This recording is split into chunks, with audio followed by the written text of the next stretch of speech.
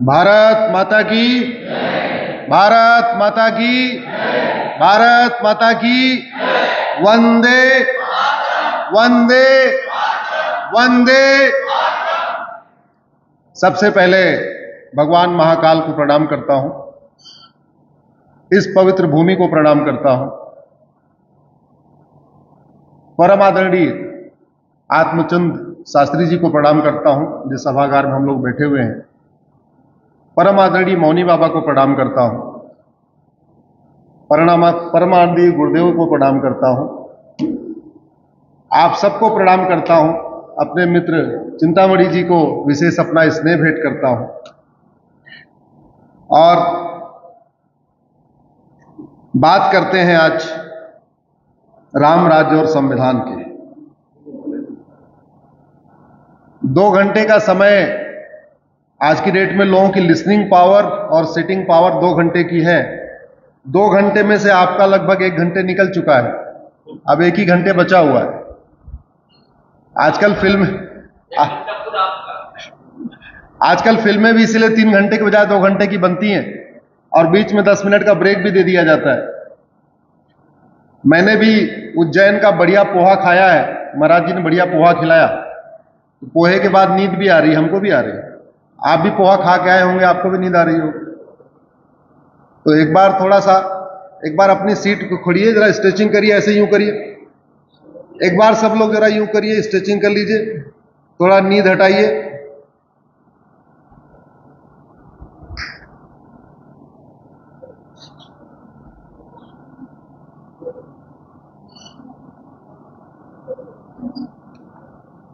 आज 2 महापुरुषों की जयंती है, महात्मा गांधी और लाल बहादुर शास्त्री। गांधी जी कहते थे, हमें स्वतंत्रता नहीं बल्कि संप्रभुता चाहिए। हमें स्वतंत्र भारत नहीं, संप्रभु भारत चाहिए। हमें स्वराज नहीं, हमें सुराज चाहिए। स्वतंत्र भारत का मतलब भाई अंग्रेज यहां से चले जाए, बात खत्म। संप्रभु भारत का मतलब ऐसा भारत जहां गुलामी का नाम ना हो, गुलामी की निशानी ना हो, गुलामी की भाषा ना हो, गुलामी की परंपरा ना हो, गुलामी की रीति रिवाज ना हो, गुलामी की जीवन शैली ना हो, गुलामी की शिक्षा ना हो, गुलामी की चिकित्सा ना हो, गुलामी की पुलिस व्यवस्था ना हो, गुलामी की न्यायिक व्यवस्था ना हो, गुलामी की प्रशासनिक व्यवस्था ना हो, गुलामी का टैक्स सिस्टम ना हो, कुछ भी गुलामी का ना हो, सब कुछ भारत का हो, सब कुछ भारतीय हो, इसको कहते हैं संप्रभु भारत। और भारत के संविधान के प्रियम्बल में जो पहला शब्द है वो यही है, सोवरिन। सोवरिन का मतलब होता है संप्रभुता, संप्रभु। हम सब ने अब से 75 साल पहले शपथ लिया, एक हम संप्रभु भारत बनाएंगे। स्वतंत्र भारत तो 1947 में बना लिया, लेकिन आज तक संप्रभु भारत नहीं बना पाए। आज तक सब कुछ गुलामी का चल रहा है। हमें बाबर, हुमायूं, तुगलक, गोरी, गजनी तो पढ़ाया जाता है, लेकिन हमें कश्यप के बारे में नहीं पढ़ाया जाता, विवस्वान के बारे में नहीं पढ़ाया जाता, इक्ष्वाकु के बारे में नहीं पढ़ाया जाता, धुंधुमार के बारे में नहीं पढ़ाया जाता, राजा मांधाता के बारे में नहीं पढ़ाया जाता, राजा भरत के बारे में नहीं पढ़ाया जाता, राजा सगर के बारे में नहीं पढ़ाया जाता, राजा अंशुमान के बारे में नहीं पढ़ाया जाता, राजा दिलीप के बारे में नहीं पढ़ाया जाता, राजा भगीरथ के बारे में नहीं पढ़ाया जाता, राजा रघु के बारे में नहीं पढ़ाया जाता। रघुकुल रूप सदा चली आई तो पढ़ाया जाता है, लेकिन राजा रघु थे कौन, उन्होंने क्या किया था, उनकी राज व्यवस्था कैसी थी, वो कभी नहीं पढ़ाया जाता। राजा अग्निवर्ण के बारे में नहीं पढ़ाया जाता, राजा मरु के बारे में नहीं पढ़ाया जाता, राजा अम्बरीश के बारे में नहीं पढ़ाया जाता, राजा ययाति के बारे में नहीं पढ़ाया जाता, राजा अज के बारे में नहीं पढ़ाया जाता, और तो और छोड़िए, राजा दशरथ के बारे में नहीं पढ़ाया जाता। केवल इतना पढ़ाया जाता है कि दशरथ भगवान श्री राम के पिता थे, लेकिन राजा दशरथ ने कैसी शिक्षा व्यवस्था स्टैब्लिश किया, कैसी वहां उन्होंने प्रशासनिक व्यवस्था स्टैब्लिश किया, कैसी उन्होंने न्यायिक व्यवस्था स्टैब्लिश किया, उसके बारे में कुछ बताया नहीं जाता। इसलिए मैं कहता हूं भारत स्वतंत्र तो हो गया, लेकिन भारत संप्रभु नहीं हुआ। गुलामी हमें हमारे देश पे अत्याचार करने वाले आतंकवादियों, अलगाववादियों, जिहादियों, मजहबी उन्मादियों, बलात्कारियों के बारे में हमें पढ़ाया जाता है, लेकिन हमारे महापुरुषों के बारे में नहीं पढ़ाया जाता। भारत इकलौता ऐसा देश है जहां हत्यारों के नाम पे, लुटेरों के नाम पे, बलात्कारियों पे नाम पे सड़क, मोहल्ले, गलियां हैं। कोई ऐसा देश दुनिया में बताइए जो गुलाम रहा हो, लेकिन आजाद होने के बाद उसने हत्यारों के नाम पे सड़क, मोहल्ले, गलियां रखी हो। और हम कहते हैं हम संप्रभु भारत है, स्वतंत्र भारत है, लेकिन संप्रभु भारत, जोर से बोलिए, नहीं है। स्वतंत्र भारत है लेकिन संप्रभु भारत। स्वराज तो आ गया लेकिन स्वराज आज तक। मुर्शीद खान ने कीर्तेश्वरी को मुर्शिदाबाद बना दिया, मिर्जा ने विंध्याचल को मिर्जापुर बना दिया, जौना खान ने जमदग्नीपुरम को जौनपुर बना दिया, मुजफ्फर खान ने विदेह को मुजफ्फरपुर बना दिया, होशियार खान ने विराट को होशियारपुर बना दिया, गाजी खान ने गजप्रस्थ को गाजियाबाद बना दिया, फरीद खान ने तिलप्रस्थ को फरीदाबाद बना दिया, बेगू खान ने अजातशत्रु नगर को बेगूसराय बना दिया, शरीफुद्दीन ने नालंदा बिहार को बिहार शरीफ बना दिया, दरभंग खान ने द्वारबंगा को दरभंगा बना दिया, हाजी शमसुद्दीन ने हरिहर को हाजीपुर बना दिया, जमाल खान ने सिंह जानी को जमालपुर बना दिया, अहमद शाह ने कर्णावती को अहमदाबाद बना दिया, बुरहान ने भगनापुर को बुरहानपुर बना दिया, होशंग शाह ने नर्मदापुरम को होशंगाबाद बना दिया, अहमद शाह ने अंबिकापुर को अहमदनगर बना दिया, तुगलक ने देवगिरी को तुगलकाबाद बना दिया, उस्मान अली ने धाराशिव को उस्मानाबाद बना दिया, फरीद खान ने मोकलहार को फरीदकोट बना दिया, फरूख खान ने पंचाल को फरुखाबाद बना दिया, मुराद खान ने रामगंगा नगर को मुरादाबाद बना दिया, फरूख खान ने लक्ष्मी नगर को मुजफ्फरपुर बना दिया, शाहजहां ने गोमती नगर को शाहजहांपुर बना दिया, बख्तियार ने नालंदा को बख्तियारपुर बना दिया, करीमुद्दीन ने करीमनगर बना दिया, महबूब खान ने महबूबनगर बना दिया, अली मीर जाफर ने अलीपुर बना दिया, भाग्यनगर को हैदराबाद बना दिया, इंदौर को निजामाबाद बना दिया, भिटौरा को फतेहपुर बना दिया, हरिगढ़ को अलीगढ़ बना दिया, अंबिका नगर को अमरोहा बना दिया, आर्यमगढ़ को आजमगढ़ बना दिया, जसनौल को बाराबंकी बना दिया, गाजीपुर को गाजीपुर बना दिया। और आज तक हम शांत होकर बैठे हुए हैं। हम ये कहते भी नहीं है कि हमारे जो प्राचीन स्थान थे उनको पुनः उनका नामकरण करो, उनका नाम रिस्टोर करो। हम मांगते भी नहीं है। जातियों के आधार पे बटे हैं, भाषा के आधार पे बटे हैं, क्षेत्र के आधार पे बटे हैं। हमने कभी एकजुट होकर कहा नहीं कि भैया लुटेरे गए, बलात्कारी गए, हत्यारे गए, तो उनके नाम पे सड़क मोहल्ले गलियां क्यों होनी चाहिए। मैंने PIL फाइल किया, सुप्रीम कोर्ट ने बोला ये हमारा काम नहीं है, इससे सेकुलरिज्म खतरे में पड़ जाएगा। मैंने PIL वापस ले लिया। देखता हूं आज नहीं तो कल ये सपना साकार होगा। भारत में एक नामकरण आयोग बनाने की जरूरत है। नामकरण आयोग क्यों चाहिए महाराज जी?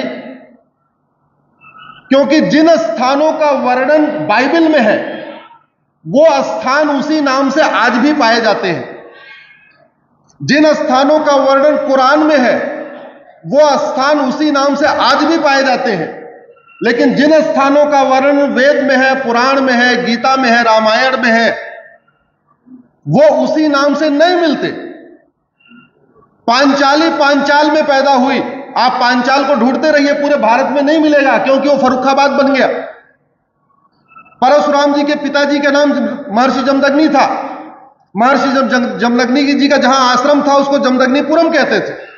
अब आप पूरे भारत में ढूंढते रहिए, आपको जमदग्नीपुरम नहीं मिलेगा, क्योंकि जौना खान नाम के लुटेरे ने जमदग्नीपुरम को जौनपुर बना दिया।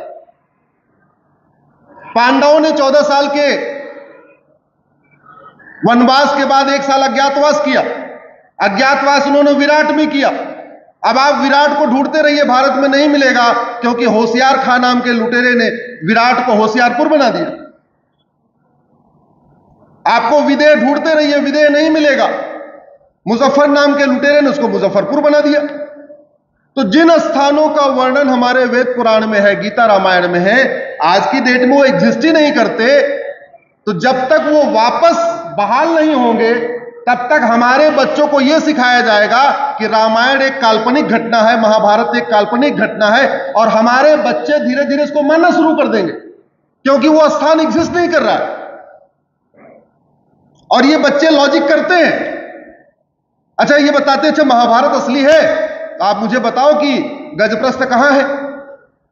अगर महाभारत वास्तविक घटना है तो जो पांडवों ने कृष्ण भगवान ने 5 गांव मांगे थे, वो बताइए 5 गांव कहां है? वो 5 गांव एग्जिस्ट नहीं करते। भगवान कृष्ण ने 5 गांव मांगा। इंद्रप्रस्थ आप भारत में ढूंढिए, नहीं मिलेगा, वो दिल्ली बन गया। तिलप्रस्थ ढूंढते रहिए, नहीं मिलेगा, वो फरीदाबाद बन गया। गजप्रस्थ भारत में ढूंढते रहिए, नहीं मिलेगा, वो गाजियाबाद बन गया। सोनप्रस्थ ढूंढते रहिए, नहीं मिलेगा, सोनीपत बन गया। पानप्रस्थ ढूंढते रहिए, नहीं मिलेगा, वो पानीपत बन गया। तो जो बात हमारे महाभारत में लिखी है कि भगवान कृष्ण ने 5 गांव मांगे थे, वो 5 के 5 गांव बदल गए, उस नाम से है नहीं। इसलिए हमारे बच्चों को सिखाया जाता है कि रामायण और महाभारत एक काल्पनिक घटना है। इसका तरीका यही है कि आप समय आ गया है, संत समाज एकजुट होके पूरे देश में आह्वान करे कि भैया सबसे पहले गुलामी के नाम हटाइए, गुलामी के निशान हटाइए और गुलामी की भाषा हटाइए। गुलामी की भाषा को हटाना क्यों जरूरी है? बाबा साहब अंबेडकर जब ये संविधान बन रहा था तो उन्होंने कहा था कि भारत की राष्ट्रभाषा को संस्कृत बनाइए।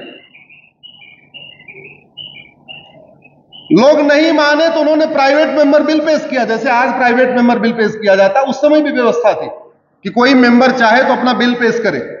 बाबा साहब ने बोला हिंदी को नहीं, संस्कृत को भारत की राष्ट्रभाषा बनाइए।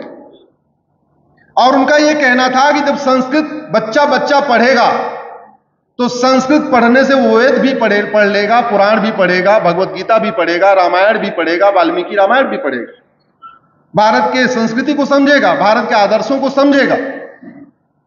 चलो संस्कृत नहीं बन पाई, हिंदी कम से कम बनी, और हिंदी के लिए इसमें विशेष व्यवस्था है। आर्टिकल 344 कहता है कि एक भारतीय भाषा आयोग बनेगा। भारतीय भाषा आयोग अपनी तरफ से यह सलाह देगा कि भारत में अंग्रेजी का आधिपत्य कैसे खत्म किया जाए और भारत की हिंदी को जन जन की भाषा कैसे बनाया जाए। उसी आर्टिकल 344 में आगे लिखा हुआ है एक 30 सदस्यीय संसदीय समिति बनेगी। उसमें 20 लोकसभा के सांसद होंगे, 10 राज्यसभा के सांसद होंगे, और वो 30 लोग मिलकर भी ये बताएंगे कि अंग्रेजी का प्रभाव कैसे कम होगा और हिंदी का प्रभाव कैसे बढ़ेगा। कहने का मतलब उद्देश्य यह था कि हिंदी भारत की कनेक्टिंग लैंग्वेज बन जाए। उत्तर से दक्षिण, पूरब से पश्चिम तक हर व्यक्ति को हिंदी लिखना, पढ़ना, बोलना आ जाए। उसका उद्देश्य यह था कि तमिलनाडु वाले को तमिल आती है, बंगाल वाले को बंगाली आती है, जब दोनों मिलेंगे तो एक कॉमन भाषा होनी चाहिए दोनों के बातचीत करने के लिए। आज की डेट में वो जो कॉमन लैंग्वेज वो इंग्लिश है, लेकिन भारत का संविधान कहता है वो जो कनेक्टिंग लैंग्वेज होनी चाहिए वो हिंदी होनी चाहिए। आर्टिकल 351 ये भी कहता है कि देश के सभी नागरिकों को हिंदी और संस्कृत लिखना, पढ़ना, बोलना आना चाहिए। अगर आर्टिकल 344 से आर्टिकल 351 को एक साथ पढ़िए तो पता चलेगा कि देश के सभी नागरिकों को हिंदी और संस्कृत लिखना, पढ़ना, बोलना आना चाहिए। अगर हमारे देश के सभी लोगों को हिंदी, संस्कृत लिखना, पढ़ना, बोलना आना चाहिए तो यह इंप्लीमेंट करना बहुत आसान है। मुझे समझ में नहीं आ रहा, पिछले 75 साल से हम त्रिभाषा पढ़ाते हैं, हिंदी भी पढ़ाते हैं, बच्चों को संस्कृत भी पढ़ाते हैं। ये प्राइवेट किताबें क्यों पढ़ा रहे हैं? प्राइवेट गद्य और काव्य की, कविता की प्राइवेट किताब क्यों पढ़ा रहे हैं? रामचरितमानस से बढ़िया आपको काव्य रचना कोई मिलेगी क्या? जरा जोर से बोलिए, है क्या कोई? अरे ठीक है, छोटा बच्चा है, 1 साल में नहीं पढ़ पाएगा। 7 कांड है ना, एक कांड पहली में पढ़ेगा, दूसरा कांड दूसरी में पढ़ेगा, तीसरा कांड तीसरी में पढ़ेगा, चौथा कांड चौथी में पढ़ेगा, 7वीं आते आते पूरा रामायण पढ़ लेगा कि नहीं? ये रामायण की शिक्षा देना केवल धर्मगुरुओं का कार्य नहीं है। रामायण की शिक्षा देना केवल हमारे कथावाचक महामंडलेश्वर या हमारे शंकराचार्य जी का कार्य नहीं है, केवल मठ का कार्य नहीं है। रामायण को घर घर पहुंचाना भारत के सरकार का कार्य है, राज्य सरकारों का भी कार्य है और केंद्र सरकार का भी कार्य है। क्यों? क्योंकि जब राम का चरित्र पढ़ेगा तभी तो राम राज्य का सपना देखेगा। गांधी जी कहते थे भारत में राम राज्य स्थापित करना है। राम राज्य के बारे में समझेगा तब जब रामायण पढ़ेगा। हिंदी पढ़ाई रहे, हम कह रहे हिंदी में प्राइवेट किताब क्यों पढ़ाते भाई? रामचरितमानस लगा लो, एक एक कांड भी पढ़ता रहेगा तो भी 7वीं 8वें आते पूरा पढ़ लेगा। उसमें अलंकार भी पढ़ेगा, समास भी पढ़ेगा, व्याकरण भी पढ़ेगा, छंद भी पढ़ेगा, दोहा भी पढ़ेगा, चौपाई भी पढ़ेगा और धीरे धीरे माता पिता के साथ कैसे व्यवहार करना, भाई के साथ कैसे रहना, बहन के अपनी पत्नी के साथ कैसे रहना, देवरानी जेठानी के साथ कैसे रहना चाहिए, सब उसमें लिखा हुआ है। पूरे राम राज्य का वर्णन उत्तरकांड में। लेकिन मैं कहता हूं ना, भारत स्वतंत्र तो हो गया लेकिन भारत संप्रभु आज तक। अब हमें स्वतंत्र भारत नहीं बल्कि एक संप्रभु भारत की स्थापना करनी है। भारत में राम राज्य स्थापित करना है और राम राज्य का मतलब है धर्म की, अधर्म का, प्राणियों में, विश्व का, यही राम राज्य है।